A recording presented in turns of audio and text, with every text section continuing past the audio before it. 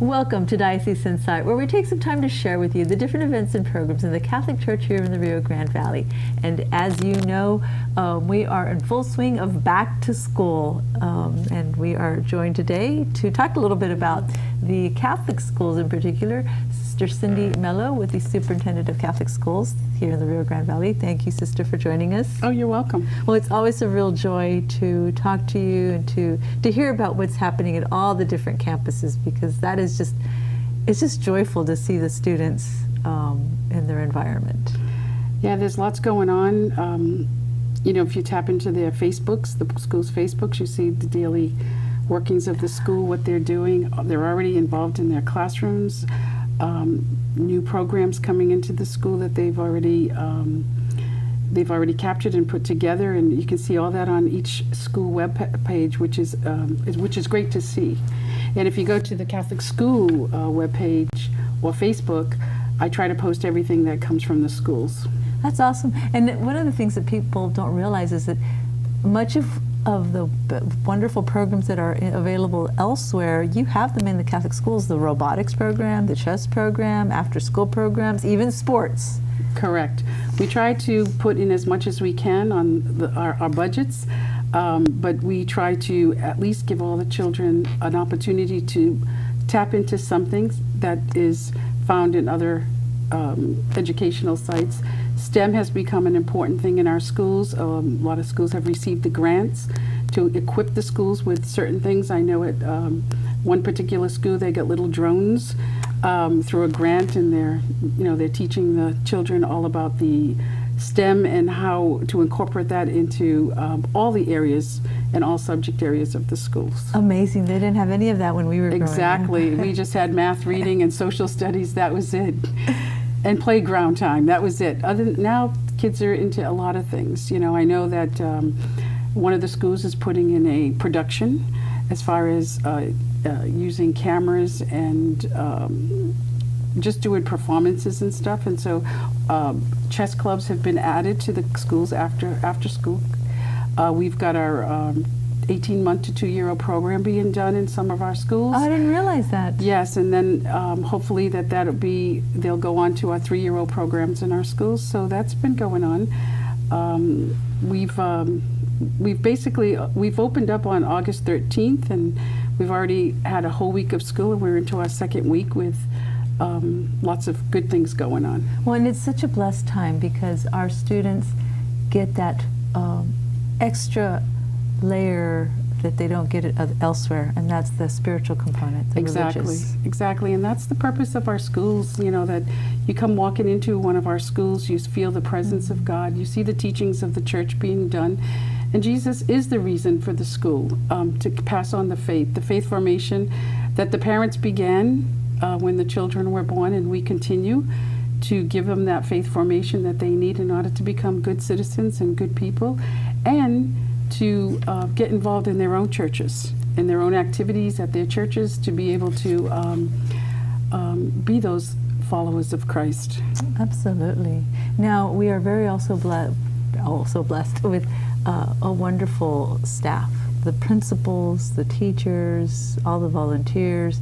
In regard to the teachers, there are some teachers from the ACE program for Notre Dame.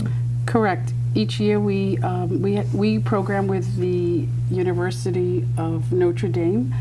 We have ACE students, which is abbreviation for Alliance for Catholic Education, and they dedicate 2 years in our Catholic schools as a ministry. They are working the master's program at the college, but they come here for 2 years to work into our schools and serve our needs as best that they can, teaching the children. Most of them who come to us have had ACE teachers when they were younger, so they want to, it's almost like I'm paying back to what I've had and what I've received.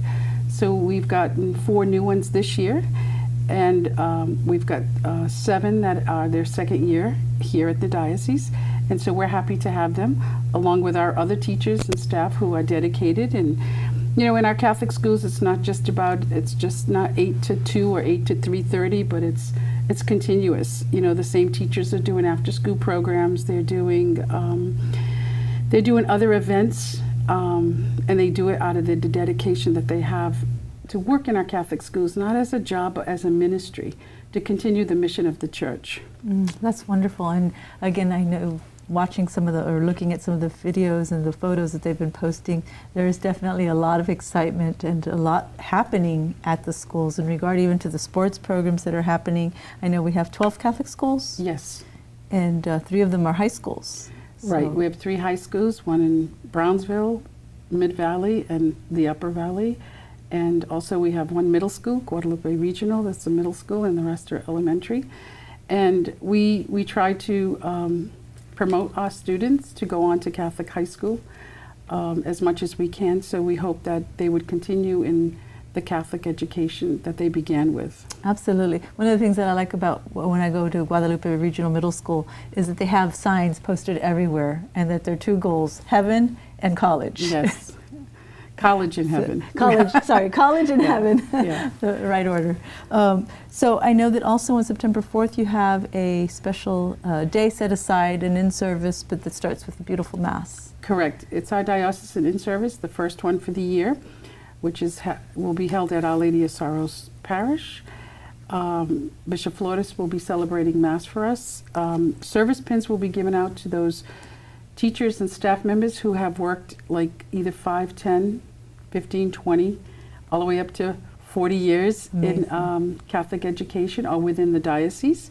And then after that, we will go over and we'll have a speaker. This year's topic will be Generation Z, the students that are in front of us today, totally different than the millenniums, totally different. And just to get a touch on how we can help them in the classroom and how we can administer to them and meet their needs. Absolutely. Well, thank you, Sister Cindy. Anything else that you'd like to highlight? No, I just would like to say that we have a lot to offer in our Catholic schools, and I would encourage parents to come and visit. You know, call for an appointment, come in, take a walk through the school, see what we have to offer. And at that point, you will see where faith and academics meet. Well, and I know that the school started August 13th, but I know at our parish at St. Anthony, they said that there are still some slots available. So Correct. if you are interested and you are considering it, it's not too late. No, it's not too late. And if you're looking for a good daycare, we have 3 schools right now that have the licensed daycare program in our schools, so it would be something that you might want to look at. And even in that program, we bring in the faith, the religion, and we incorporate that with the little ones also. Oh, that would be very sweet. Yeah. So. We want to change the topic a little bit because Sister Cindy is with the Sisters of St. Dorothy. So we talk a little bit about vocations today as well. Tell us a little bit about the Sisters of St. Dorothy and a little bit about your vocation calling. Our congregation was founded in 1834 by our foundress Paula Frassinetti, who is a saint. She was canonized in 1984 under John Paul II, and we were able all to go to that canonization, which was very exciting. What a special grace to be there for that canonization. It was really nice. I was just a junior professed. I wasn't even a full-fledged sister yet, but it was a great privilege to be there. And we had gone back 25 years later with Pope Benedict, and had an audience with him because it had been 180 years since the founding of our congregation.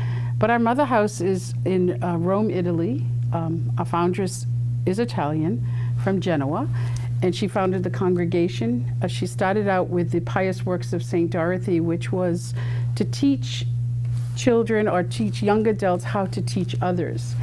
And then from there she formulated schools, and then she sent our sisters out to other countries, Brazil and Portugal. And the United States was founded because of the revolution in Portugal, and there were 7 provinces founded at that time. Malta was founded. The United States was one of them, and that's how we arrived in the United States in 1917. But anyway, we're in an educational community. Our charism is simplicity. We work in any forms of education, and our mother house here in the United States is in Bristol, Rhode Island, and we're mostly in the New England area, New York, and down here in Texas. So how did you come to be to the Sisters of St. Dorothy, and how did you first hear your calling? I had always had a desire. I guess I was in high school when I felt I was being called. But when you're in high school, you don't really want to hear anything and pay attention to it. You kind of want to say, no, that's not for me. And so I started to get myself involved more in my parish. You know, I was involved in the choir. I was involved with a lot of things and activities at the church. Even came to the point where my mother one day said to me, why don't you just live down there? You're always down there. But it was a way for me to find out if that's what God wanted me to do in life. And finally, I felt that I was being called to religious life, and I entered in 1979. 1979. Yeah, many years ago. Well, what advice would you tell young women who might be discerning, or who, like, some people don't understand, how do you hear that call? You'll know it when you hear it. It's a voice within a voice. And I think for me, and I think for most people, I felt the push. I felt God pushing me, but I did not want to answer. I didn't want to listen. I didn't want to, you know, when you're in high school, you certainly don't want to, you think about being married, having a different lifestyle, having children, and you see all that in front of you. But I think when God really calls, He sends the message for you to look. And I was glad that I did, because I felt that I think I'm here, this is like my 34th year and in religious life, and if I had not followed or been pushed and said yes, I would have always wondered if this is where God wanted me. So I think we all have to listen to the voice within us, and as hard as it may be to do something, especially enter a religious life or the priesthood or whatever, we need to listen closely, because it's a call from God. Right, and I've talked to other friends who are in the religious life, and they keep saying that, I had one friend, Agila, who heard it at her first communion, and it wasn't until she was in her 40s that she answered the call. So He keeps calling. Definitely. He keeps, you know, whispering in your ear until you listen. And as much as you try to avoid it, it comes back more powerful. You know, because I tried to avoid it. I tried to run from it, but it just kept catching up to me. Then finally, I just said, well, this is where God wants me. Let me find out. And each religious community is different. And you mentioned your charism for your religious community was education.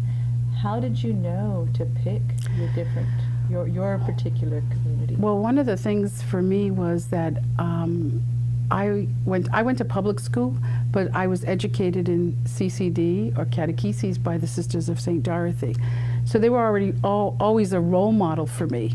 And at those times they wore the long habits, and you tried to figure out what took place in the convent. You know, as a little kid, you'd say, what happens when you go in there, and what is it like? You know, do they ever take those veils off their heads? You know, all that curiosity that a kid has. So I became familiar with that particular community from my parish, because there was a parish school, but also the sisters taught in the CCD program where I encountered them. And I think it was through their witness at the parish, to witness to the children, and witness to everybody, that I felt that this was a community I'd like to be part of.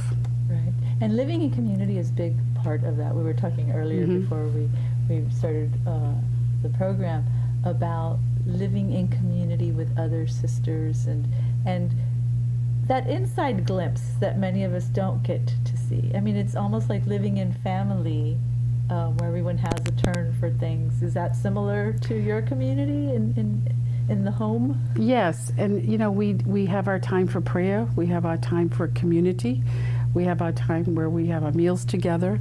You know, our schedules, we're 4 in community, our schedules are all over the valley, but we make time to meet for community time, for prayer time, and for just some recreation time together. It allows us all to be healthy by joining in one another, listening to each other in their ministries when they come home. You know, we each talk about our ministries. You know, we share prayer. We also have an associates group that is associated with our community here in Texas. We have about 12 women and 1 man that has joined our associates, and they come once a month. Oh. didn't and we know that. share the life of our foundress, St. Paula, and we also do share prayer, and then we have a little social after.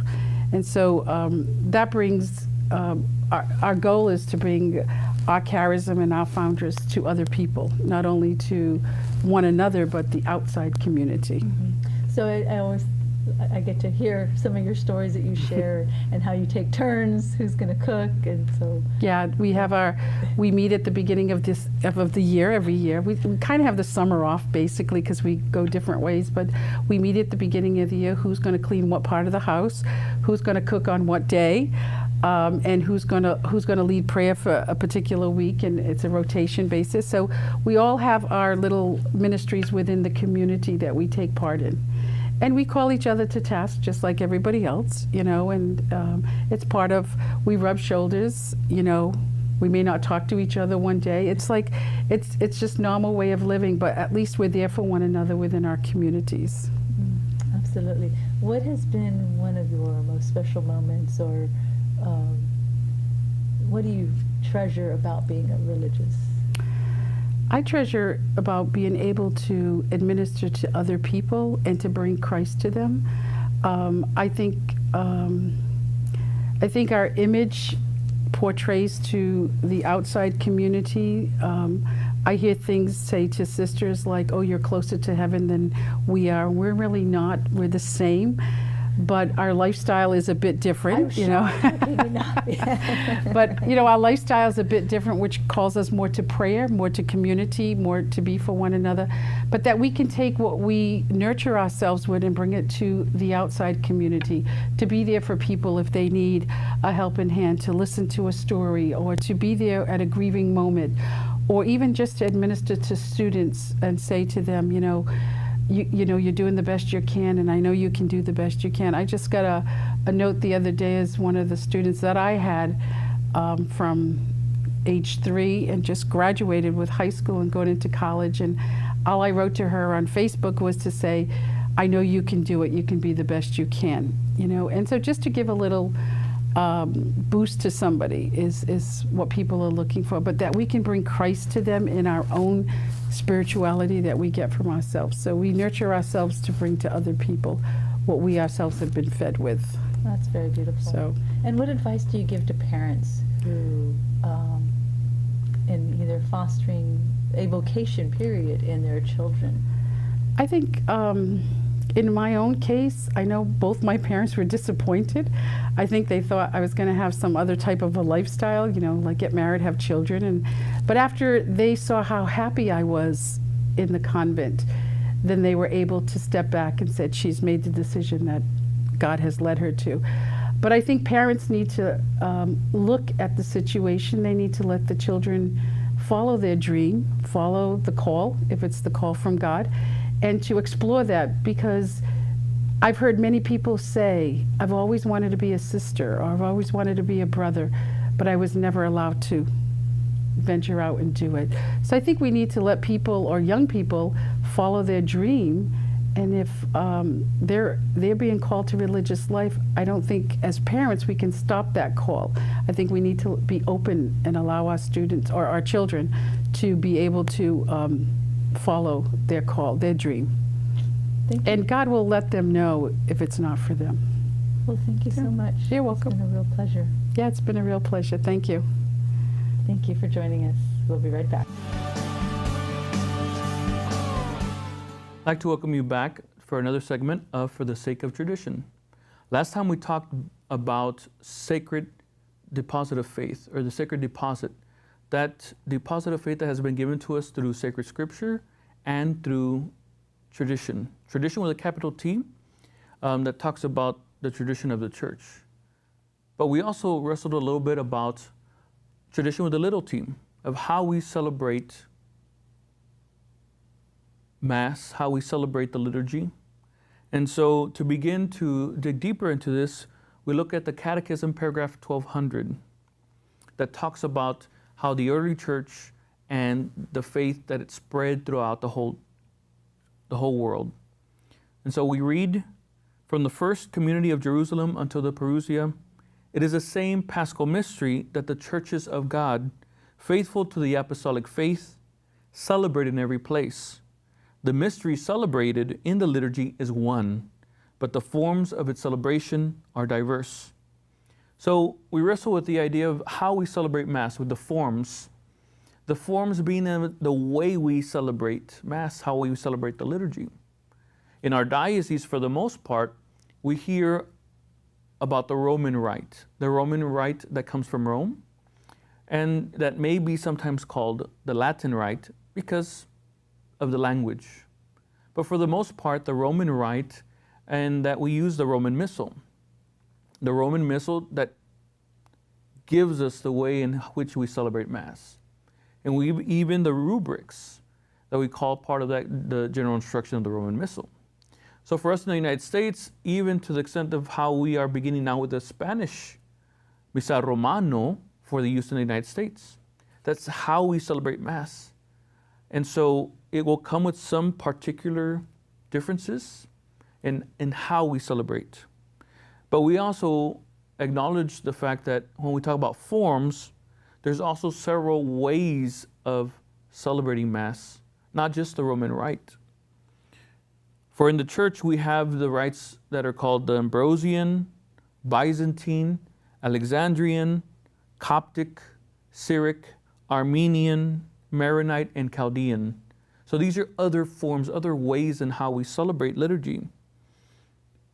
So these are different expressions that we have that usually are affected by culture, by language. And so for us in the diocese, we celebrate the Roman Rite. So in most parishes, that's the one that we're going to experience or come to know and we're familiar with, especially since Vatican II. We all hear about how we celebrate Mass now. But we also will come to find that some of our parishes do celebrate Mass as it was before Vatican II. That sometimes we can hear it referred to as the Tridentine Rite. That was the Roman Missal of 1962, of a different way of celebrating, a different way of expressing the faith of the Church and how we celebrate it. The Missal of 1962 was a little bit more detailed. It had more elaborate parts that were mostly spoken by the priest. And the people had a very limited, per se, role in the celebration of the liturgy. Whereas now, with the Roman Rite, with the Roman Missal, we have the ability to be able to invite and welcome the laity to participate differently. When we say differently, we talk about the ways they can assist as a lector, as an extraordinary minister of Holy Communion, part of the choir. So these are other ways and forms that can be brought in. But one fact is sure, that the way in which we celebrate Mass, the way we celebrate liturgy, is very unique to our place, to our diocese. But that's not to say that we are not one. And so we want to talk about and wrestle with that idea also, is that in unity, we are one, but the way we celebrate it can be different. Not to be confused with uniformity. So one idea I want to leave you with is from Catechesi Tradendae from Pope St. Paul II, John Paul II. And he said that faith must be proclaimed, must be celebrated and lived in all cultures in such a way that they themselves are not abolished by it, but redeemed and fulfilled. So we have to wrestle with the fact that, how is it that we proclaim it? How do we celebrate it? How do we live this out? We celebrate liturgy, but how do we live it? How do we put it in practice? Next time, we hope to talk more about the liturgical calendar and seasons and how the Church, how we celebrate throughout the year with the different solemnities and feasts, and focusing a little bit on those holy days of obligation. I would like to thank you for joining us once more for this segment, For the Sake of Tradition.